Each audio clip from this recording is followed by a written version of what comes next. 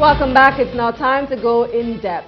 Over the years, hundreds of thousands of Caribbean citizens have left the region's sun, sea and sand for the colder climates of North America and the UK. But it's not because they don't like the sun. They've actually gone in search of other opportunities, mostly jobs that they can't find at home. Now, there are different opinions about the effect of this migration, and we hope to have an extended conversation on this issue during this and other in-depth features. Tonight, we're joined by Sharon Ffolkes Abrahams. She's a member of Parliament and State Minister in Jamaica, and also a returning resident. Welcome. Thank you very much. Well, a recent migration study has shown that 85% of Jamaica's tertiary graduates and actually 89% in Guyana leave the region for more developed economies. It's a phenomenon that's called brain drain. Is it selfish of these young people to take their talents elsewhere? I wouldn't call it selfish. I think that persons who have education perhaps are seeking better opportunities for themselves and for their families, which is not selfish. But I think it's also important that persons be mindful of where they came from, where they got their education, and also give something back. And of course, we do have a lot of remittances coming back to Jamaica, for instance, and this has helped the economy. So I think, it's a question of one hand washing the other. But in many instances, the governments in these regions have actually funded the education of these young persons. Some of them are even bonded and just skip out on their bond. Well, that's definitely wrong. I mean, you can't do that. You should have integrity and you should have honesty. And so that's quite a different thing from somebody who doesn't have those obligations and who decided to leave, as opposed to somebody who's skipping out on a bond. That's but even legal. if you aren't legally obligated, if you attend UWI, for example, the government subsidizes your education, and the reason for that is that they want to develop the resources, the human resources at home, and then these students they just leave. Definitely. So it's important to develop the human resources at home, and it's important that we understand that we have to give back to the country. And I think that persons who have received education in our islands and in the Caribbean and who go abroad have an obligation to give back to the nation. And in many instances, they do. Oh, that's true. Oh, the president of the Senate in Jamaica, Stanley Redwood, he recently migrated with his family to Canada, and he's being severely criticized and even being called unpatriotic. Do you think that's fair? Well, I don't think that's fair at all.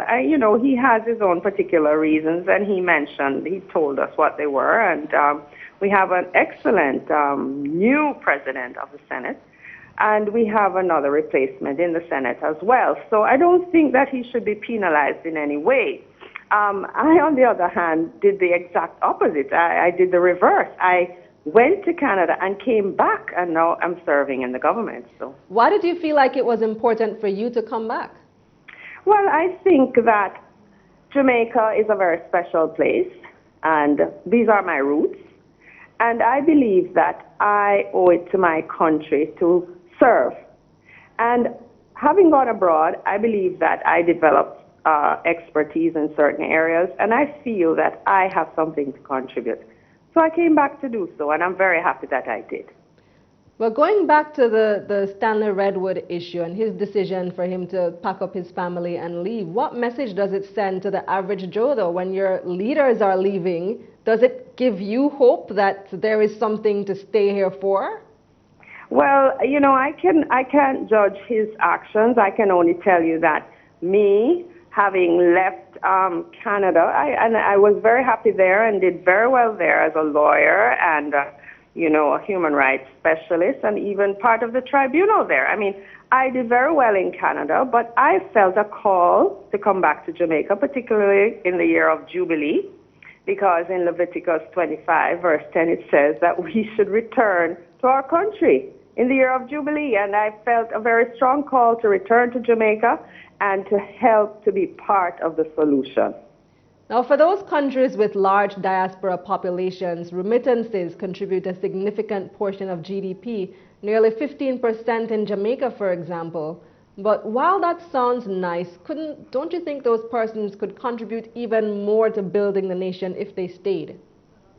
Well, one can speculate if this is so or not. One can say that definitely there is a brain drain in terms of, educated people leaving. But I do believe also on the reverse, there is also brain gain.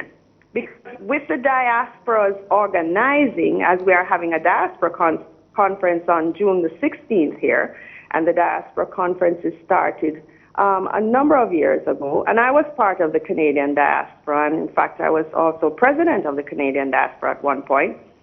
I believe that organizing the diaspora for brain gain is the way to go.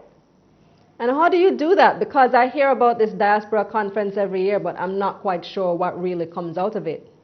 Well, there are a lot of missions coming from the diaspora to Jamaica, for instance. Medical missions, education, agriculture. There are so many ways in which we can contribute, not just money, but also our time, our expertise, in the legal field as well. I know that there have been contributions to help improve the legal system here, and so many other things. And I believe that there's a fair exchange of ideas going back and forth, and it's a very lively diaspora. And my being part of it actually was part of the reason why I even came back, because I got so involved in Jamaica itself from abroad that, the pull was here, and I saw the opportunities. I see the potential for Jamaica to develop into a first world nation, and I'm here to be part of it. Mm-hmm. Now, the truth is that even though a lot of people call it brain drain, these persons have not disappeared off the face of the planet. They're still there. They just simply have relocated. And with information communications technology, what it is today, technically we can still have access to them. But how do we reach out and tap into those persons? Well, I know that the diaspora conference this year will be definitely a turning point. It's going to include the whole base of technology. It's going to use technology to have a database of persons with skills in the diaspora so that we can use those skills, and also, other persons can have access to that list and that database so that we can actually cross-fertilize across the countries and the nations, because this is a globalized world. We're not living, just on a tiny island anymore. We're living in the middle of a large world that is very much interconnected. So I believe that this is the time to look, across borders and to see ourselves as borderless in terms of our diaspora, not direct barriers against us coming together. I like that concept of being borderless, especially in this globalized world, as you mentioned. You also mentioned a database that the government and the Diaspora Conference is trying to create. Now, we have viewers in the New York tri-state area and in Canada. If those who are watching and listening would like to become a part of that database, how do they do so? Well, first of all, you can go on the Diaspora website. I think it's Diaspora Connect, www.diasporaconnect, and see what the requirements are. And certainly there will be a portal where they can put in their information and become part of the Diaspora Conference. Also, we have to look at streaming, Diaspora Conference outside of Jamaica, not just to if you attend physically, but also you can be part of it through the internet. So I think we have to use technology to connect. Or stream it on CEEN. Pardon? Or stream it on CEEN TV. Yes. Oh, well, that's a great idea. I hear that a lot of people are watching CEEN TV in Canada, and they watch Parliament, and sometimes they see me too. So you're doing a good job. Shout out to Canada. Now, you are a returning resident, and I kind of feel like a lot of persons who come back are stigmatized when they do return home for being, as Stanley Redwood has been called, unpatriotic or whatever the case may be. Do you find that persons like yourself are stigmatized?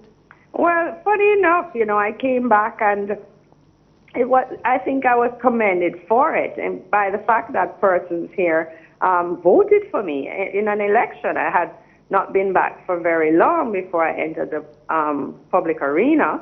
And for them to put their faith and trust in me, many said, well, you've come not necessarily to take, you've come to give because you have left everything that you have just to be with us. And we know that, that's not an easy thing to do. So there's an amount of sincerity there. And I think that a lot of people who come back are not stigmatized at all. A lot of people who come back are welcome back, and I feel very happy and very welcome. Well, I'm glad that you do. I definitely want to thank you for joining us. Thank you. All right, we're out of time. That's Sharon Ffolkes Abrahams, State Minister for Industry, Investment and Commerce in Jamaica, and also a returning resident. That's it for In Depth. Of course, we want to expand this conversation. Drop us a line on Facebook and or Twitter to join in the conversation, and we'll continue in future editions of In Depth. That's it for now. After the break, it's time for sports.